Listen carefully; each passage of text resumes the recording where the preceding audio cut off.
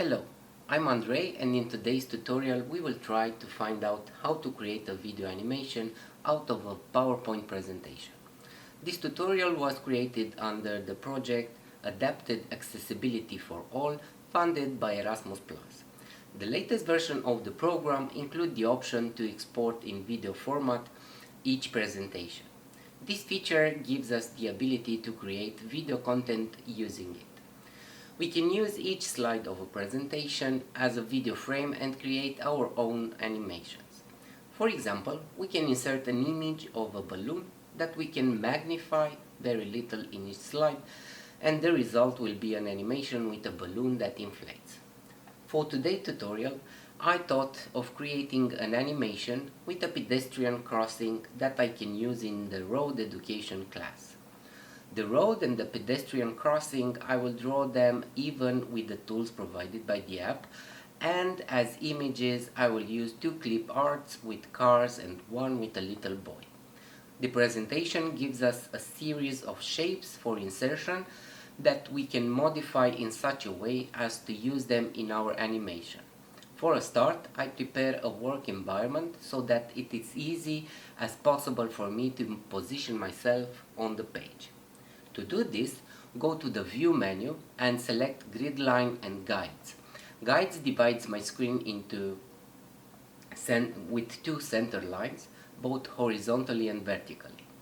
These lines will not be seen in the presentation or in the video, but they help us to properly correct the elements on the page. Grid lines also divides the page into equal squares that help us place items on the page proportionally. Now go to the Insert menu, select the shape and choose Cube to draw the edges of the path. I use grid lines to position proportionally and then adjust the thickness. I copy the created bar to make sure the two bars are the same size. I position the second bar on the opposite side and orient myself along the grid lines so that it is at the same distance from the edge as the other. For the street, I go to the Insert again and select a rectangle that I draw in my drawing and then change its color with Fill Shape. For the center lines of the street, go to the Insert line and draw. We press the Shape on Line, Wait, More Lines button.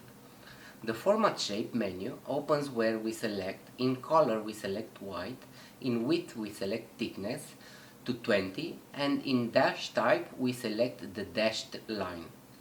To cross the walkway, go to Insert, select a rectangle, draw and position it, change its color from Fill Shape, and then to make sure all rectangles are the same size, copy and multiply it. Now I will enter and position the three images. In this animation, I try to show the children how we cross the street at the pedestrian crossing. The little boy stands in front of the crossing and waits for the cars to stop to pass. As I said before, every slide of the animation is a video frame. On each slide I will position the elements in such a way that in the animation I can simulate the movement I want. To do this, click on the created slide, right click and select Duplicate Slide to copy the original slide. To simulate the movement of the cars, select the car on the left and with a single press of the arrow to the right on the keyboard, move it a little forward. I do the same with the car on the right, only now I press the arrow on the left once. I double the slide and do the same on the newly created slide. I will repeat the same operation until I manage to move the cars close to the pedestrian crossing.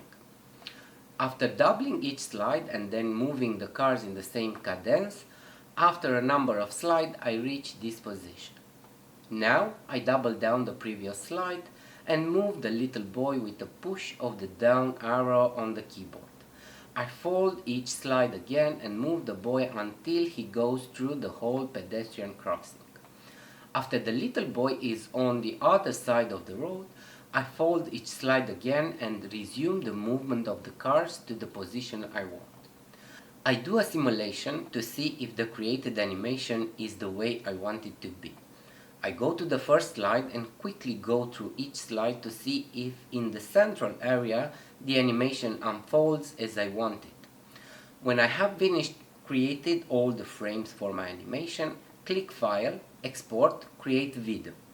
From the open window, I select the quality I want for my animation. The selected quality also directly affects the size of the file you created, with higher quality generating a larger file.